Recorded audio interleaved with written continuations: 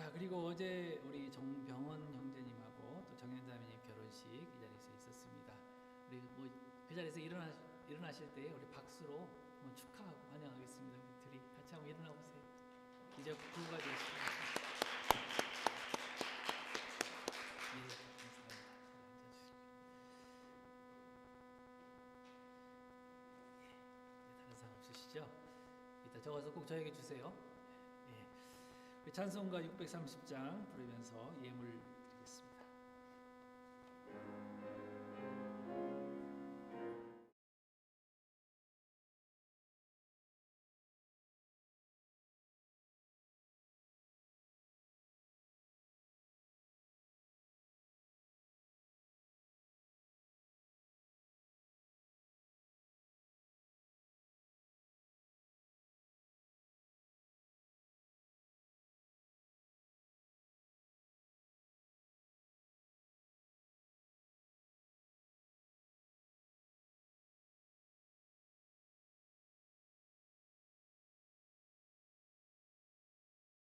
화목하게 하옵소서. 아멘.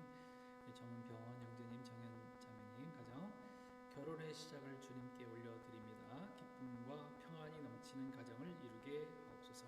아멘. 감사 예물 드리셨네요. 그리고 무명인데요, 박 목사님 영육간에 강건케 하심을 감사드립니다. 감사와 11조 예물 드리셨습니다. 외에도 주정 예물, 선교 예물, 기타 예물 드리셨네요. 기도하겠습니다. 하나님 귀하신 은혜를 감사합니다. 하나님께서 저희들에게 주신 것 일부를 또 떼어 하나님 앞에 감사로 올려드립니다.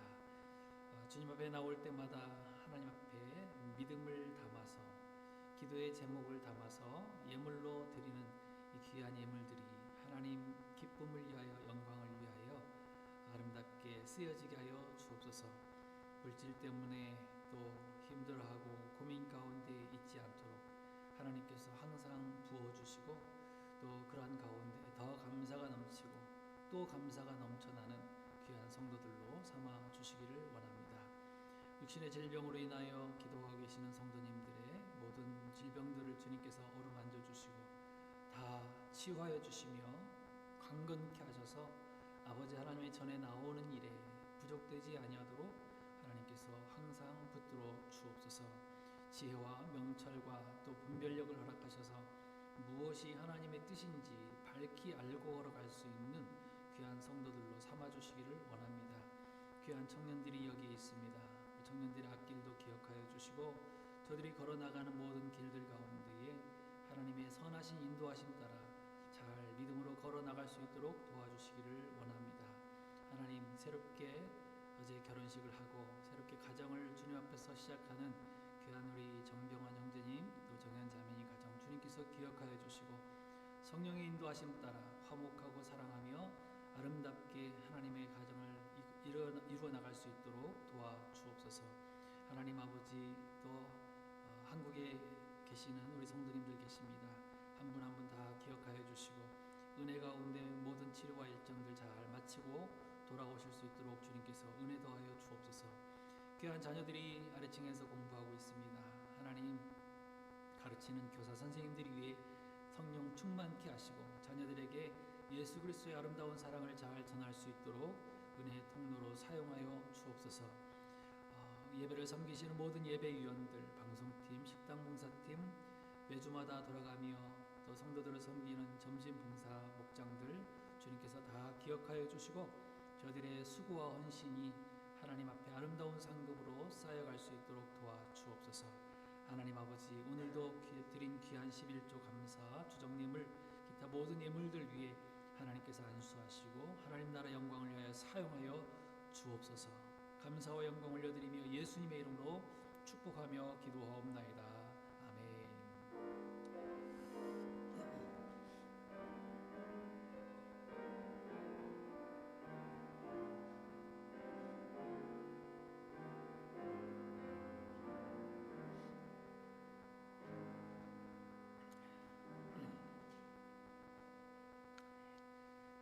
하나님 말씀 다니엘서 4장입니다. 다니엘서 4장 34절부터 37절까지의 말씀입니다. 다니엘서 4장 34절부터 37절 말씀입니다.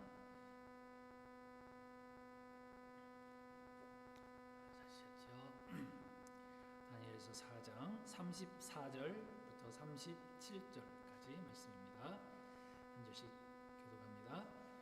그 기한이 참에 나 느부갓네살이 하늘을 우러러 보았더니 내 총명이 다시 내게로 돌아온지라. 이에 내가 지극히 높으신 이에게 감사하며 영생하시는 이를 찬양하고 경배하였나니 그 권세는 영원한 권세요 그 나라는 대대에 이르리로다.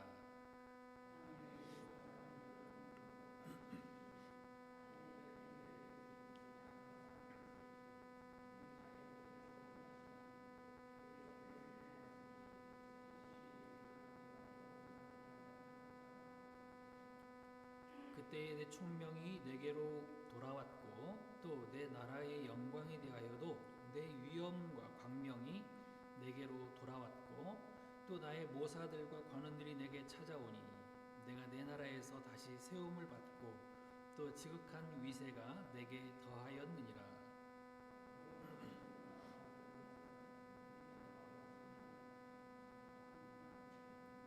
그의 일이 다 진실하고 그의 행하심이 의로우심으로 교만하게 행하는 자는 그가 등이 낮추심이라. 아멘. 아멘. 할렐루야. 예, 우리 앞뒤좌우로 인사 안 했죠 오늘? 예, 같이 한번 인사합시다. 주님 이름으로 축복합니다. 예, 한국에서는 이제 한국은 오늘이 추석이죠. 해외에 나와 있으니까 추석인지 설날인지 명절을 잘 모르고 지나가지만 우리가 간소하게라도 좀 기억하면서 하나님 앞에 감사하는 시간들이 됐으면 좋겠습니다. 오늘 하늘을 우러러 보았더니 라는 제목입니다. 4장을 보는데요. 이 다니엘 4장은 우리가 계속 봐왔던 이 다니엘서 2장부터의 연결선상으로 생각을 해야 되는 내용입니다. 한번 기억해 봅시다. 2장은 뭐였죠? 2장은 느부갓네살이 꿈을 꿨는데 꿈을 기억해요, 못해요? 기억을 못하죠? 못하면서 다른 사람에게 내 꿈이 뭐냐, 그리고 무슨 뜻이냐, 이런 것들을 해석을 강요했었죠.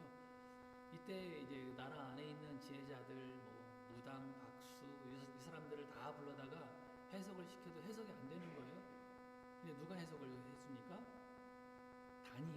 다니엘이 하나님께 간구함으로 하나님께 지혜를 얻어 그 꿈의 내용과 해석을 다 알고 이제 해석을 해줍니다. 근데 그 꿈의 내용이 뭐였다 그랬죠? 느부갓네살의 미래에 대한 것이었죠. 느부갓네살 왕의 미래에 대한 것이었는데 잘 된다 못 된다? 잘 된다 못 된다? 멸망하는 거예요. 느부갓네살 당신은 계속 그렇게 살다가는 죽습니다. 이런 내용이란 말이죠. 그렇게 경고를 받았으면 어떻게 해야 맞다고요? 얼른 돌이켜 와야 되는 거예요. 그런데 3장을 보니까 느부갓네살 왕은 돌이키지 않아요. 돌이키지 않고 오히려 어떻게 했어요? 자기 신상을 더 크게 만들고 금으로 전체를 다 만들어서 모든 백성들에게 절하도록 강요를 했습니다. 절하지 않으면 어떻게 한다고요? 절하지 않으면 풀무불에 집어넣어서 화형을 시켜버린다는 것이죠. 이때 다니엘의 세 친구들은 절을 하지 않습니다. 뭐라고 했다고요? 우리가 잘 아는 말씀, 그리 아니하실지라도가 여기 나오는 거예요. 하나님께서 우리를 건져주지 아니하실지라도 우리는 절대로 왕의 신상에 절하지 않을 줄 아옵소서 하면서 믿음을 지켰습니다.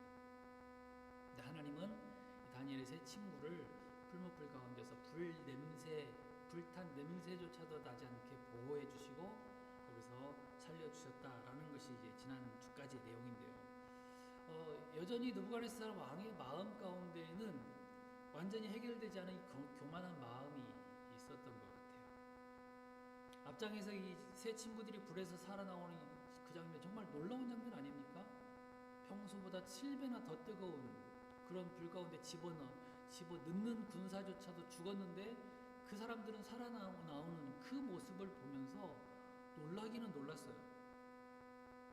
그런데 그 광경을 생각하면 살짝 기가 죽어 있어요. 그런데 그래도 마음속으로는 어떤 생각을 하고 있었냐면, 그래도 내가 대제국 바벨론 제국 임금인데 하는 그런 생각이 있어서 소심한 반항을 하고 있는 거예요. 혹은 또 알량한 자존심을 가지고 있다는 것이죠. 하나님은 이 속셈을 아시고 오늘 본문에서 또 하나의 꿈을 꾸게 하십니다. 근데 이번에는 꿈이 뭐냐면 자기가 꾸고 모르는 꿈이 아니라 확실하게 보여주시는 꿈, 거의 환상과 같은 꿈이었어요. 느부갓네살이 이런 확실한 환상에 대한 해석을 위해서 또 누구를 부를까요? 한번 해석 잘 한 사람이 나올 거 아니에요. 누구예요? 다니엘을 또 부르겠죠. 다니엘을 또 부르게 됩니다. 그래서 해석을 하게 되는 내용인데요. 여러분 여기까지 우리가 보면서 먼저 중요한 사실 하나를 배울 수가 있습니다. 뭐냐면 확실하게 회개하자라는 거예요. 회개는 후회가 아니 확실하게 하자라는 것입니다. 당장 눈에 어떤 신기한 것들, 어떤 사건만 봤다고 얼떨결에 그렇게 말씀하시는 분 계세요. 와, 하나님 정말 대단하신 신이야. 정말 대단하신 분이야. 놀라지만 말고 깊이 회개하고 그 잘못에서 완전히 돌아서야 한다는 것이에요. 돌아서야 되는 거예요. 여러분 진정한 회개가 뭡니까? 우리가 뭐라고 배웠죠? 가던 길에서 내가 가고 있는 길이 틀렸다고 생각하면 완전히 돌아서서 다시 거꾸로 오는 것이 회개라고 그랬어요. 그것을 우리가 메타노이아라는 단어를 씁니다. 메타노이아, 완전히 가는 길에서 돌아서서 반대길로 가는 것이 회개예요. 메타노이아. 그런데 후회만 하고 아무런 변화도 없이 자기 살던 그대로 사는 것을 그냥 후회, 메타멜로마이라는 단어를 씁니다. 앞에는 똑같죠. 메타, 후회 같은, 회개 같은 후회인데 메타멜로마이. 쉽게 설명하면 여러분 우리나라 중간쯤에 있는 도시가 뭐 대전이라고 해봅시다. 그 대전에서 서울을 가고 싶어요. 서울을 가는 기차를 타야 되죠. 서울 가고 싶으면. 근데 기차를 탔습니다. 눈에 보이게. 그 기차를 타고 한참 가다 보니까 방송이 나와요. 이 기차는 부산행 기차입니다. 큰일 났죠. 어떻게 해야 돼요? 자, 여러분 같았으면 어떻게 하겠어요? 서울 가고 싶은데 부산행 기차를 탔어요. 어떻게 하겠어요? 다음 역에서 내리실 분은 오른쪽에도 왼쪽에도 내려서 다른 기차를 타야죠. 서울로 가는 기차를. 반대 가는 기차를 타야 그게 바로 메타노이아, 회개예요. 회개. 그런데 잘못한 것을 알고 또 앉아가지고 아이고 내가 잘못 탔지. 그래 내가 잘못했지 뭐. 그냥 가만히 앉아있는 것이 바로 메타멜로마예요. 그냥 후회만 하는 거예요. 후회만. 내가 뭐 하는 일이 다 그렇지. 내 인생이 그렇지. 후회만 하는 거란 말이에요. 여러분 지금도 우리 주변에는요 의외로 이런 사람들이 적지 않습니다. 다시 서울로 가는 기차를 타야 된다는 사실을 알면서도 무슨 이유 때문이든지 안 갈아타요. 안 갈아타십니다. 말은 그렇게 해요. 그래 맞아. 예수님이 진짜 메시아이신 것 같아. 정말 참 진리인 것 같아. 그렇게 말은 하면서도 일하느라고 안 갈아타요. 피곤하다고 안 갈아타요. 공부한다고 안 갈아타요. 무슨 일 때문에 안 갈아타요. 핑계도 많아요. 여러분 아무리 그 안에서 열심히 뭔가를 한다고 해도 서울로 가는 기차를 타지 못하면 아무 소용없는 것처럼 천국이 있다는 거, 예수님이 참 진리라는 거 안다고 해도 내가 있는 그곳에서 돌이켜서 오지 않으면 그것은 아무 소용이 없다는 거예요. 누릴 수가 없는 거예요. 서울에서의 그 풍성한 삶을. 누가복음 15장에 탕자 이야기가 나옵니다. 다시 아버지의 아들로 회복될 수 있었던 이유가 뭘까요? 아버지에게 가면 모든 것이 다 풍성하고 부족함이 없다는 것을 아는 데서 그치지 않고 그래 일어나서 가자. 종으로라도 써달라고 해야지. 무슨 이유든지 상관없어요. 그냥 돌이키면 되는 거예요. 아버지께 가면 되는 거라고요. 갔더니 그래서 어떻게 했습니까? 종으로라도 써달라고 하고 갔더니 뭘 회복시켜 주셨어요? 아들로서의 모든 것들을 다 회복시켜 주셨다. 이게 진정한 회개입니다. 자, 근데 느부갓네살의 모습을 보세요. 앞에서 뭐라고 경고를 받았어요? 너 잘못 탔다라는 거예요. 너 기차 잘못 탔다. 경고를 받았다니까요. 그런데 하나님 앞에 완전히 엎드려서 하나님을 경배하는 것이 아니라 4절, 우리가 4절에 읽지 않았지만 4장 4절에 보면 뭐라고 나옵니까? 내 집에 편히 있으며 내 궁에서 평강할 때에, 즉 편안하게 집에서 놀고 있다. 집에서 편히 놀고 있다라는 거예요. 경고를 받았는 거예요. 어떻게 해야 된다고요? 그 위대하신 하나님 앞으로 나와서 엎드려 경배하고 하나님만 섬겨야지 맞는 거 아니에요? 그런데 그냥 시키기만 해요. 너희는 이런 하나님이니까 너희도 잘 섬겨라. 이렇게만 말하고 자기는 놀고 있는 것이죠. 자, 오늘 본문 4장도 마찬가지. 그렇게 말 안 들으니까 하나님께서 꿈을 또 확실하게 더 보여주시잖아요. 환상을 보여주시는데도 29절에, 우리 34절부터 읽었죠. 29절에 보니까 12달이 지난 후에 내가 바벨론 왕궁 지붕에서 거닐세, 여전히 또 1년을 놀고 있는 거예요. 여전히. 여러분, 물론 우리가 하나님께서 주신 평강과 그 축복들을요 마음껏 누릴 수 있어요. 그 축복임을 우리가 알아요. 그러나 항상 평안함 가운데만 있겠다고 하는 것은 굉장히 위험한 생각입니다. 하나님께서 우리에게 자꾸 평강을 주시고요, 때로 축복도 주세요. 아, 여기가 좋다.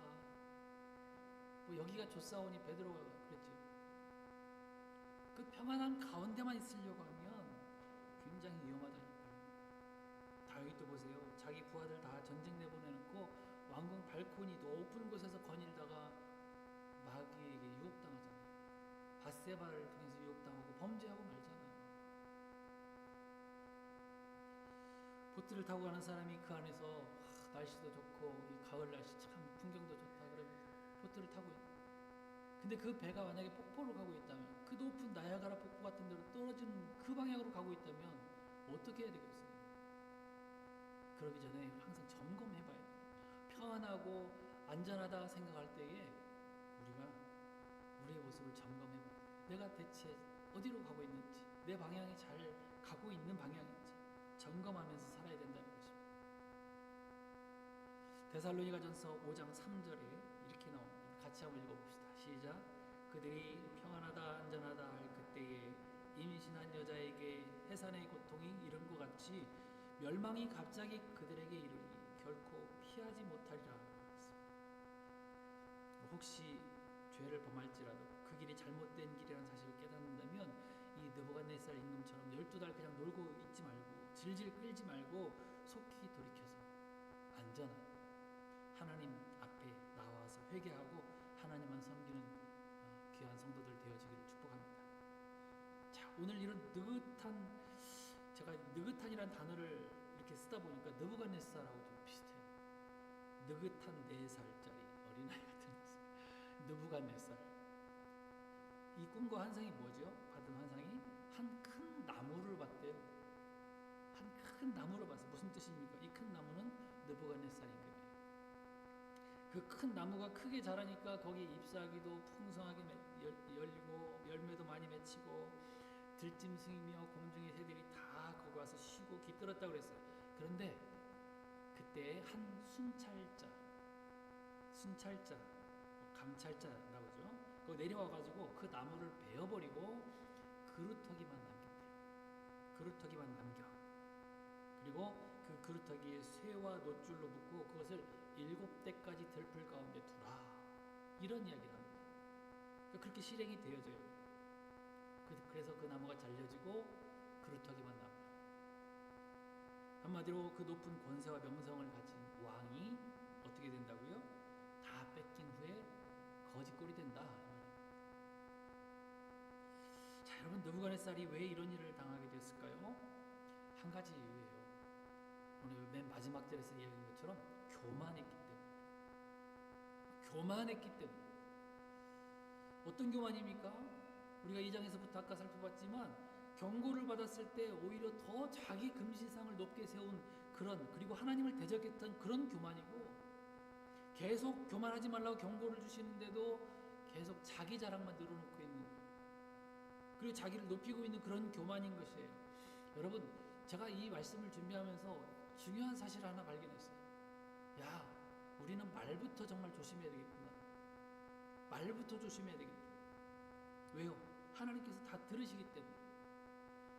자, 읽지는 않았지만 30절 보면 이렇게 나옵니다. 나 왕이 말하여 이르되 이 큰 바벨론은 내가 능력과 권세로 건설하여 나의 도성으로 삼고 이것으로 내 위엄의 영광을 나타낸 것이 아니냐 하였더니, 그리고 이 말이 끝나기도 전에 어떻게 했다고요?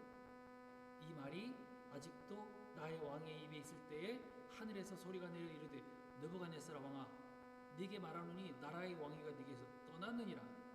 네가 사람에게서 쫓겨나서 들짐승과 함께 살면서 소처럼 풀을 먹을 것이요, 이와 같이 7대를 지내서 지극히 높으신 이가 사람의 나라를 다스리시며 자기 뜻대로 그것을 누구에게든지 주시는 줄을 알기까지 이르리라 하더라. 그리고 그 말이 곧바로 이루어졌대요. 무슨 이야기인지 아시겠죠? 느부갓네살 왕이 망언을 했어요.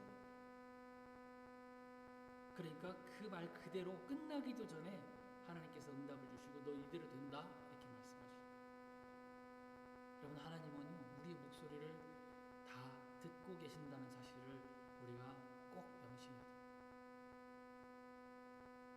민수기 14장 27절에서 하신 말씀 보세요. 이 악한 회중이 나를 원망하는 이 원망을 내가 어느 때까지 참냐. 너희가 내 귀에 들린 대로 내가 너희에게 행하겠다 이렇게 말씀하세요. 여러분, 한 주 동안 우리가 하는 말들을 한번 살펴보셔야 됩니다. 어떤 말을 하고 있습니까? 두렵지 않으십니까?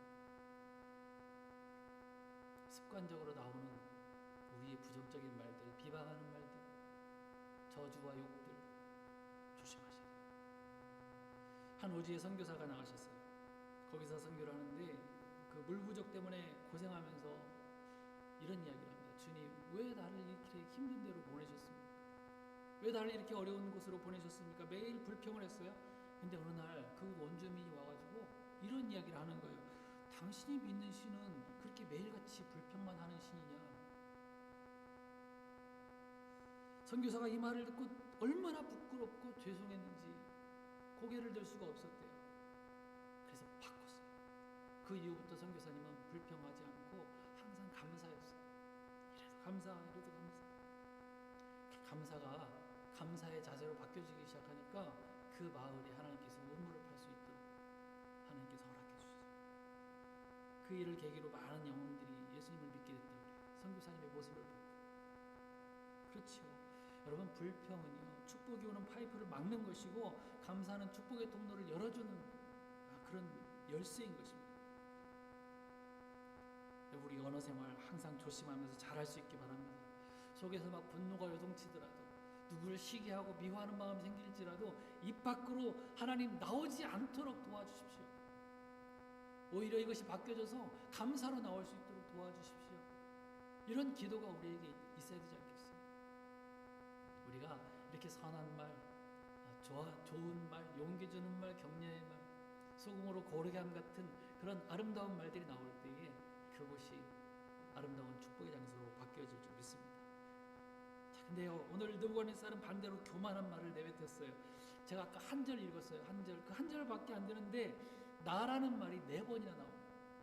내가, 나, 내 거 4번이나 나옵니다. 다 자기 자랑이에요. 여러분, 아무리 사람이 크고 높은 업적을 쌓았다고 하더라도요, 그것이 스스로 한 것입니까? 자기가 능력이 있어서 한 것입니까? 하나님이 주시지 않으면 아무것도 될 수 없는 게 우리들의 인생입니다. 욥도 그렇게 고백했잖아요. 주신 자도 여호와시요, 취하신 자도 누구라고요? 여호와시요. 그러므로 여호와의 이름이 영광을 받으실지로다. 주시고 취하신 분이 다 하나님이시니까 하나님이 영광 받으시는 거예요. 그 다음 말씀들 한번 같이 쭉 읽어보겠습니다. 신명기 8장 18절 시작. 네 하나님 여호와를 기억하라. 그가 내게 재물 얻을 능력을 주셨음이라. 시편 127편. 여호와께서 집을 세우지 아니하시면 세우는 자의 수고가 헛되며 여호와께서 성을 지키지 아니하시면 파수꾼의 깨어 있음이 헛되도다. 고린도전서 4장 7절 내게 있는 것 중에 받지 아니한 것이 무엇이냐? 네가 받았은즉 어찌하여 받지 아니한 것 같이 자랑하느냐? 다 무슨 말씀이에요? 내가 만들어서 뭔가를 한 것이 하나도 없다라는 거예요. 하나님께서 주셔서, 하나님께서 힘을 주시고 지혜를 주시고 재물을 주시고 그런 것들 다 주셨기 때문에 우리가 그런 것들 얻을 수 있는 그런 은혜가 있지 않았습니까? 그러므로 겸손하셔야 돼요. 높아질수록 더 엎드려야 될 줄 믿습니다. 우리가 로키산이 가까이 있으니까 등산 가끔 가시는 분들이 계세요. 그분들 더 잘 아실 거예요. 산을 올라가다 보면 겸손함을 배우게 돼요. 우리 지난주에도 우리 전교인 산행 다녀오셨죠. 그렇게 높은 산은 아니었지만 그라실레이크 여러분 바로 뒤에 보이는 산이 그 하링, 제가 우리 장로님께는 말씀드렸는데 그 하링산, 하링픽이라고 하거든요. 꽤 높습니다. 저도 거기 산을 올라가 봤어요. 근데 올라갈 때는 그냥 뭐 별로 힘들이지 않고 올라가서 서서 올라갔어요. 근데 내려올 때는 거의 뭐 경사가 60도 이상인 것도 있는데 기어서 내려왔어요. 기어서 내려왔어요. 네 발로 기어서 내려오지 않으면 넘어지겠더라고요.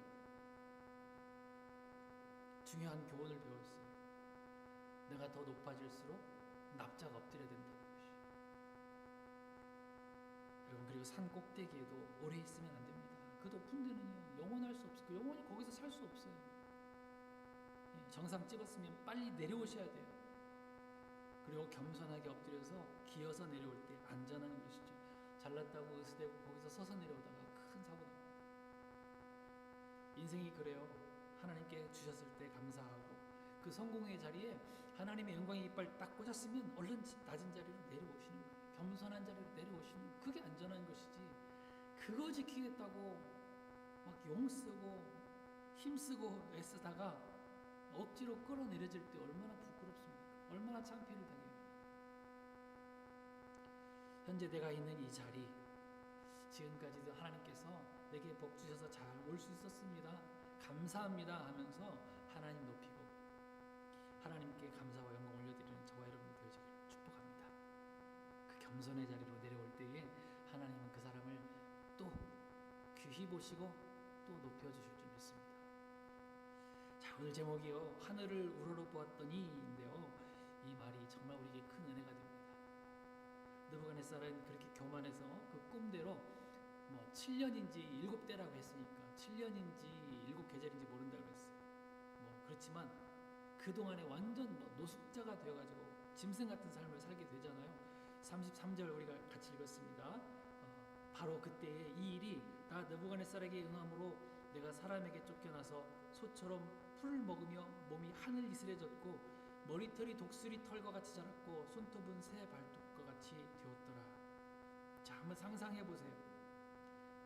임금이었는데 풀밭에 가지고 막 풀을 뜯어 먹어요. 소처럼 우두둑우두둑 뜯어 먹어요.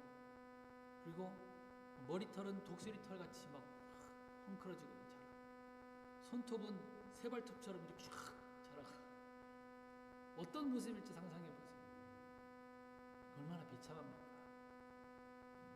평민이 아니라 왕이, 대바벨론 제국의 황제가 한 방에 훅 가가지고 나락으로 떨어지는데 이게 얼마나 더 비참한 모습이냐 말이죠.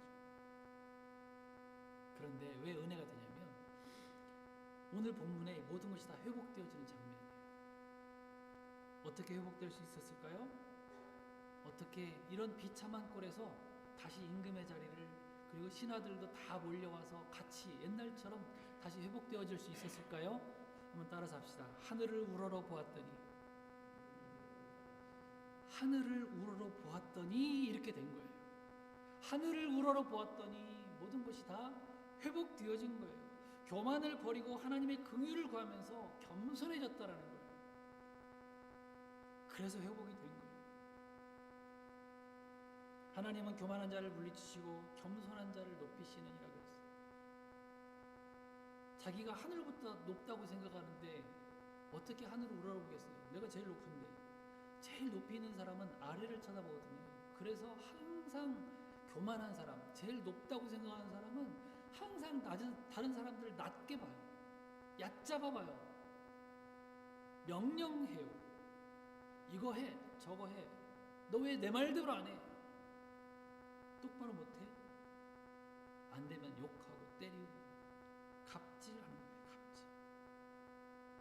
이런 사람하고 같이 있으면 얼마나 불편합니까? 얼마나 힘듭니까? 근데 겸손한 사람은 항상 다른 사람을 높이 봐줘요.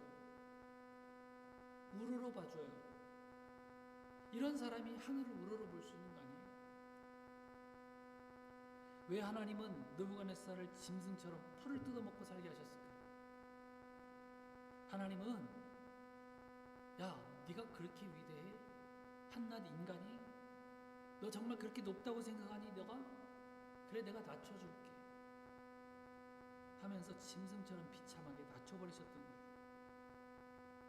여러분, 하나님은 낮은 자리에서 비록 힘든 상황이고 고난의 자리일지라도 거기에 들어서 항상 하나님을 바라보는 사람에게 하늘의 영광을 보여주십니다. 하늘의 영광을 보여주세요.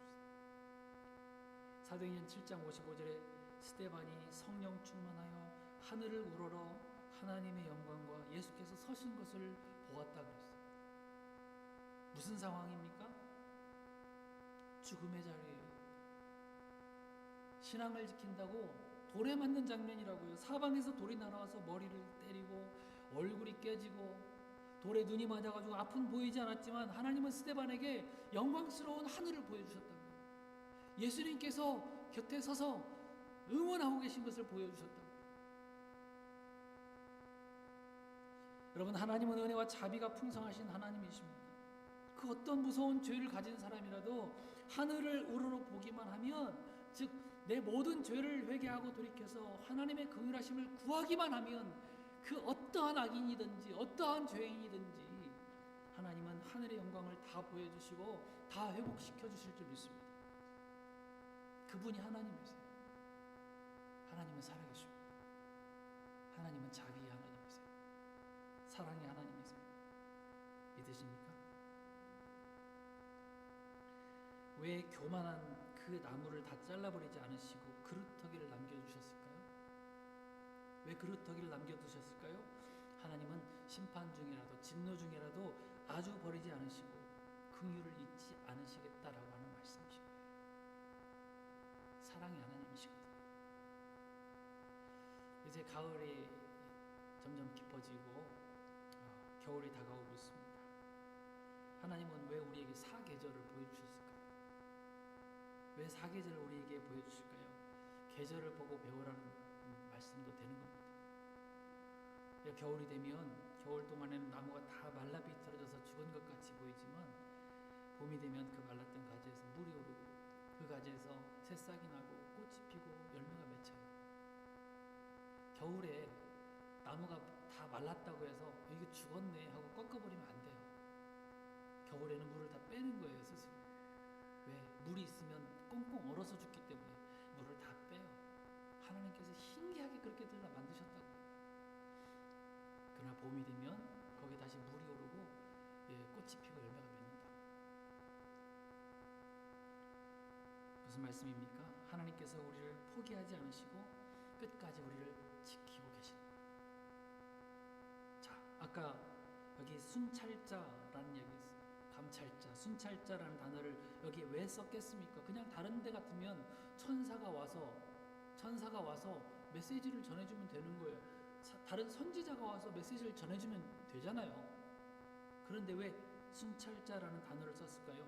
이 순찰자라고 하는 단어는 히브리어 단어는 이르라고 하는 단어예요. 이르가 뭘까요? 여기서 좀 들어본 것 같지 않으십니까? 여러분께서 한번 이르 한번 해보세요. 제가 앞에 그 단어를 붙여볼게요.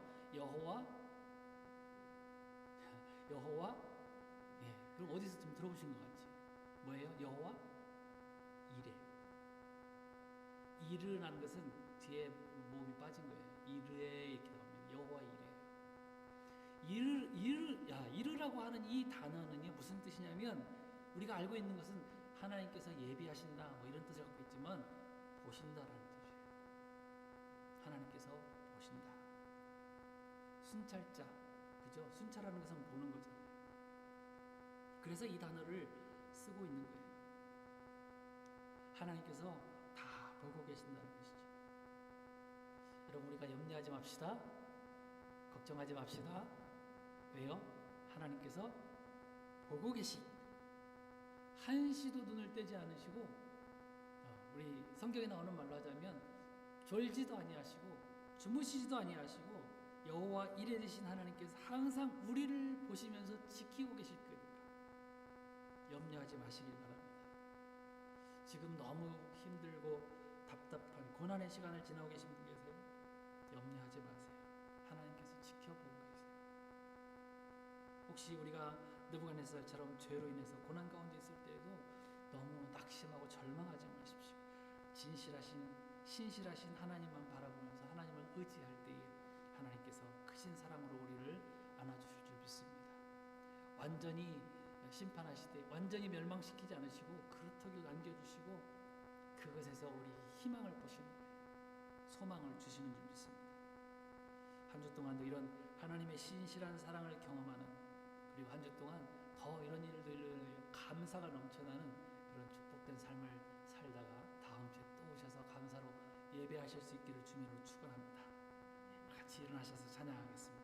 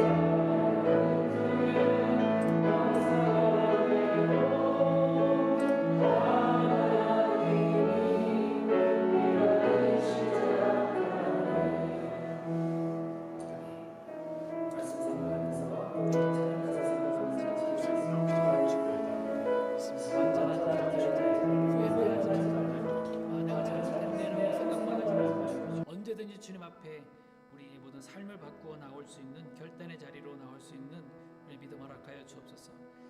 들으시는 하나님 앞에서 항상 우리의 언행 또 우리의 말을 조심하고 은혜로운 말을 하게 하옵소서. 긍휼을 잊지 않으시는 하나님만 바라보게 하옵소서. 같이 잠깐 기도하겠습니다. 기도합니다. 신실하신 하나님 앞에 우리의 마음을 드립니다. 우리의 정성을 드립니다. 하나님의 거룩하심을 따라 우리가 살아가게 하옵소서. 세상을 살아가는 동안에 우리에게 또 잘못도 있고 때로 우리가 실수하고 넘어질 때가 있지만 하나님 그것을 깨달았을 때에 얼른 자리로 돌이켜 돌아올 수 있는 저희들 될 수 있도록 도와주시기 원합니다. 모든 성경은 하나님의 감동으로 되어서 교훈과 책망과 바르게 함과 의로 교육하기 유익하다고 하였사오니 이 말씀대로 따라 나올 수 있도록 도와주시기 원합니다.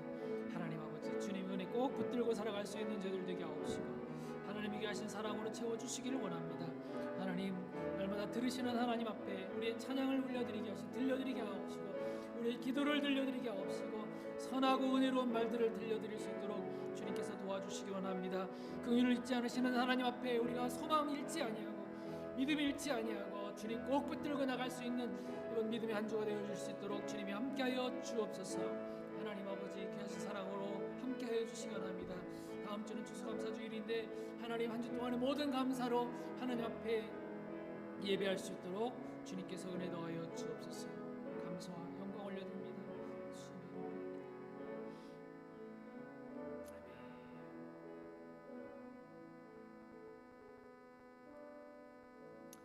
지금도 살아계셔서 역사하시는 우리 주 예수 그리스도의 은혜와 하나님 우리 아버지의 크신 사랑하심과 성령님의 교통하심이 날마다 우리 입술 가운데 찬양의 소리, 기도의 소리, 또 은혜로운 말들로 하나님 앞에 들려드리며 우리의 있는 자리에서 항상 주님을 바라볼 수 있는 그런 결단하는 사랑하는 주님의 백성들 머리 위에 이제로부터 영원까지 함께 계실지어다.